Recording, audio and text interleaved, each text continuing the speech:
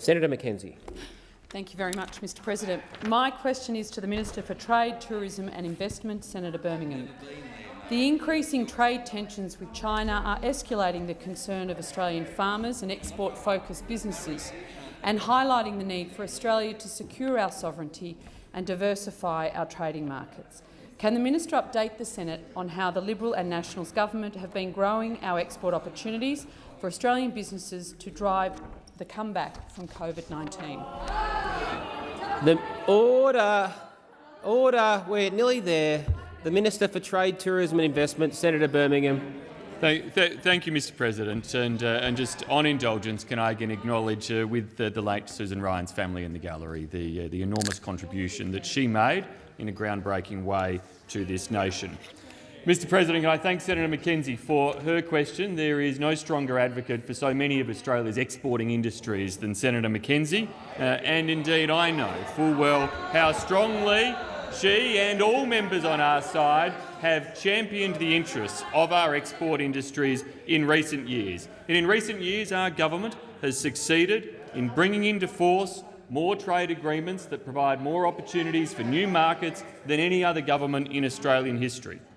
The Comprehensive and Progressive Agreement for the Trans-Pacific Partnership included new free trade agreements with markets of Canada and Mexico, and in doing so eliminated more than 98% of tariffs across them. The Indonesia-Australia Comprehensive Economic Partnership Agreement sees this year over 99% of Australian goods exported by value entering duty-free or under significantly improved preferential access, a long sought-after agreement with Indonesia that we have secured and delivered.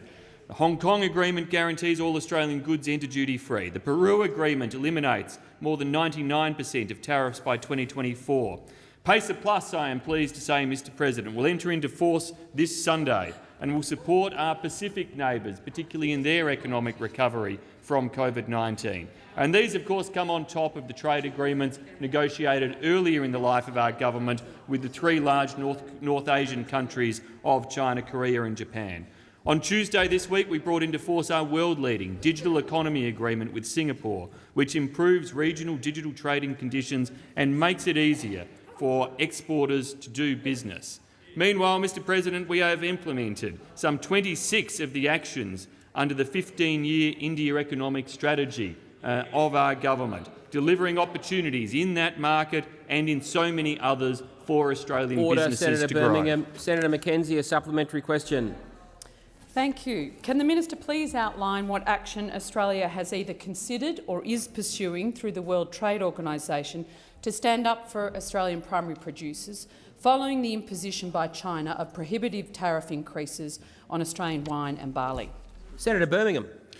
Thanks, Mr President. Indeed, I have expressed, as has our government, our deep dissatisfaction and concern with the actions of China in a number of areas disrupting trade by Australian exporters into that market.